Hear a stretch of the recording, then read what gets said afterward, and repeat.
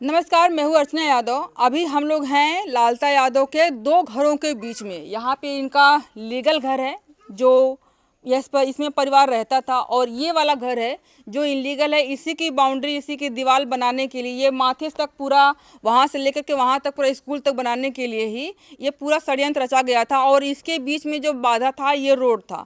लोगों का ये भी कहना है कि ये जो दीवार है, बाउंड्री है, इसको मिला करके रास्ता भी बंद करने का उनकी सोच थी, और पूरा बाउंड्री माथे से माथे तक करनी थी, और पूरा खेत, पूरा घर, पूरा ज़मीन अपनी बनानी थी।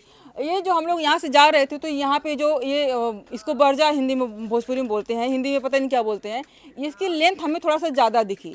ज़्यादा इसलिए दिख रही है क्योंकि लोग कह रहे हैं, यहाँ के जो निवासी, इनके पड़ोसी हैं, थोड़ा सा बोलने से डर रहे हैं क्योंकि जस्ट पड़ोस में इनका घर है। इन लोगों ने कहा कि ये बाद में इसका कंस्ट्रक्शन हुआ है। छत जो है, छत का भी बर्जा आप देख रहे हैं, वो भी निकला हुआ है। लेकिन अगर आगे से हम दिखाएं तो ये जो पत्थर की एक सिल्ली आती है, पटिया आती है, उससे लदाई की गई थी पहले। उसके बाद आप सामने से दिखाएंगे आपको, तो वहाँ से पहले थोड़ा सा सामने आ जाइए। यहाँ सामने से देखिए, पहले शुरू में आपकी जो लदाई हुई थी पटिया से हुई थी, वहाँ पे आप देख सकते हैं ये ग्रिल लगा करके। और उसके बाद आप देख रहे हैं कि वहाँ पे उतना एक हाथ, लगभग 1.5 फुट के बराबर वहाँ पे बर्जा को आगे निकाला गया है। उसी अनुपात में इधर भी निकाला गया, और उसी अनुपात में यहाँ पर भी ये निकाला गया। जबकि ये रोड है, रोड को कब्जा करने के लिए इतना बड़ा बड़ा बर्जा निकाला गया है। ये इनका लीगल घर है, इसमें इनका परिवार रहता था। अभी भी जो कमरे दिख रहे हैं उसमें पंखा चल रहा है, लाइट्स जल रही है, और बिना पंखा बंद किए, मतलब स्विच भी ऑन ऑफ करने का इनके पास टाइम नहीं था, समय नहीं मिला, और ये लोग घर भर फरार हो जाते हैं। ये पूरा वही विवाद ज़मीन है, और ये इनके पड़ोसी हैं। इनसे हमने बात करने का प्रयास किया, लेकिन ये लोग तैयार नहीं हो रहे हैं बात करने के लिए। आपको दो बाउंड्री दिखा रहे हैं, यहाँ पर दिखाइए बाउंड्री, और इस साइड भी यहाँ पे आपको बाउंड्री दिख रही होगी। ये दोनों बाउंड्री इनके घर के बराबर में लगी हुई है, और लोग कह रहे हैं कि ये बाउंड्री ना होती तो यहाँ तक पूरा बढ़ गए होते, यहाँ तक, और इधर में भी उनका बढ़ रहे थे। उस घर के एक बूढ़े बाबा से हमने बात करी थी। उन्होंने बताया था कि ये बाउंड्री जो है हम अपने पैसे से लगवाए हैं। बाबा जी कह रहे थे कि 1-1.5 हाथ हम छोड़ करके ही वो ज़मीन जो है कि अपनी बाउंड्री हम लगवाए हुए हैं, उनको हमने ज़मीन छोड़ दी थी, और उसी के बराबरी में इधर में भी वो लेना चाहते हैं। लोग ये भी कह रहे हैं कि ये जो कच्चा घर है, राम जी यादव का घर है, इसको राम जी यादव इसलिए भी नहीं बनवा पा रहे हैं कि अगर वो इसको गिरा देते तो इसकी बाउंड्री पूरा माथे तक मिला करके ये पूरा ज़मीन वो हथियाने के चक्कर में थे। इस वजह से ये अपना घर भी नहीं बनवा पा रहे हैं, जो अब इस समय जीर्ण शीर्ण अवस्था में है। आज लगभग 10 दिन इस घटना को हुए हो गया। छोटे दीपावली का दिन था जब ये घटना हुई। 6 से 8 के बीच का टाइम रहा जब तलवार से एक नवयुवक की, जो अभी दुनिया देखना शुरू किया था, उसकी गर्दन ही उतार ली जाती है, और ब्लड, खून, शरीर वहीं पर ज़मीन पे इसी रोड है, यहीं पर पड़ा रहता है। ये जो रोड आगे जा कर के वहाँ पे है, जो विवादित ज़मीन है वहीं पे गिरा रहता है, जो कि हमने आपको वीडियो में दिखाई हुई है। और आगे की बात करें तो लोग ये भी बता रहे हैं कि जो अपना मवेशी थे, यहाँ पे थोड़ा हौद दिखाइए, वहाँ पे जिसमें उनके गाय और भैंस बांधे जाते रहे होंगे, इसको उन्होंने 2-3 दिन पहले ही बेच दिया था।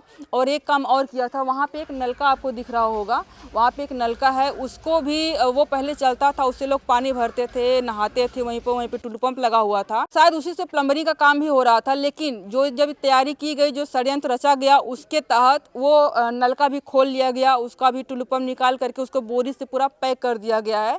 उसके बाद ये सारी घटना को अंजाम दिया जाता है। इसका मतलब है, जो चीज़ें लोग बता रहे हैं, मवेशियों को बेचना, गाय भैंस को बेच देना, और नलके को बांध देना, अपने परिवार को सिक्योर कर लेना, ये सारी चीज़ें बताती है कि पूरा प्लान करके मर्डर किया गया है। ऐसा कोई नहीं कह सकता कि अचानक में भाव में हो गया। नहीं, ऐसा नहीं है। ये पूरा प्लान किया गया मर्डर करने के लिए, कि इनको जान से हम ख़त्म कर देते हैं, ताकि ये जो पूरा आप दिखा रहे हैं, पूरा बाउंड्री, पूरा माथे तक हमारा ही कब्जा हो। इनके 4 बेटियां बचेंगी, 5 बेटियां बचेंगी, हमारा क्या ही कर लेंगे, आर्थिक रूप से कमज़ोर तो हैं ही। इसमें पुलिस प्रशासन की भी बड़ी भूमिका नज़र आती है। जो मई का टाइम था जब इस तरह की घटना हुई थी, तो उस टाइम पे जब ये लोग शिकायत करने के लिए गए हुए थे, तो इसी तरह से पुलिस वाले थे जो बोले थे कि यादव है, ये ज़मीन खून मांग रही है, जब तक खून खराबा नहीं होगा तब तक कोई भी निर्णय नहीं लेंगे।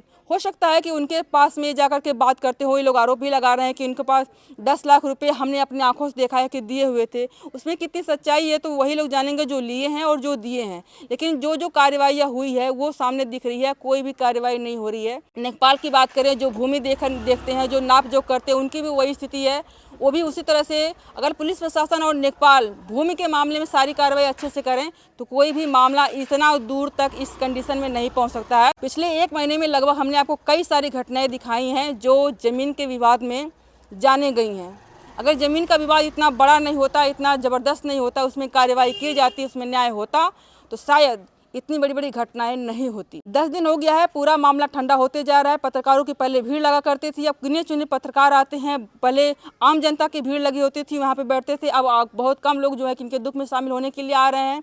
मामला धीरे धीरे ठंडा होता जा रहा है। अगर इसी तरह से कार्रवाई नहीं हुई तो मामला धीरे धीरे ठंडे बस्ते में चला जाएगा और ये लोग न्याय के लिए तरसते रह जाएंगे। ये होनहार खिलाड़ी न्याय के लिए तरसता रह जाएगा। न्याय प्रक्रिया पे आपको क्या कहना है, जो पूरे प्रकरण हुआ है इस पर आपको क्या कहना है, आप लोग कमेंट करके बताइएगा। आप लोग मत ठंडा पड़िएगा, आप लोग कमेंट करिए, वीडियो को शेयर करिए, लाइक करिए, ताकि वीडियो वायरल हो, लोग देखें और लोगों की नींद जो है वो सोने ना पाए, लोगों की आंखें बंद ना होने पाए। इस पर उनके कान खुले रहें, इसको सुनते रहें, देखते रहें और इसके बारे में बातें करते रहें। तभी ये मुद्दा जिंदा रहेगा, तभी अनुराग यादव जैसे होनहार युवक को, लड़के को, ताइक्वांडो खिलाड़ी को न्याय मिल पाएगा। अभी के लिए इतना ही। बहुत बहुत धन्यवाद।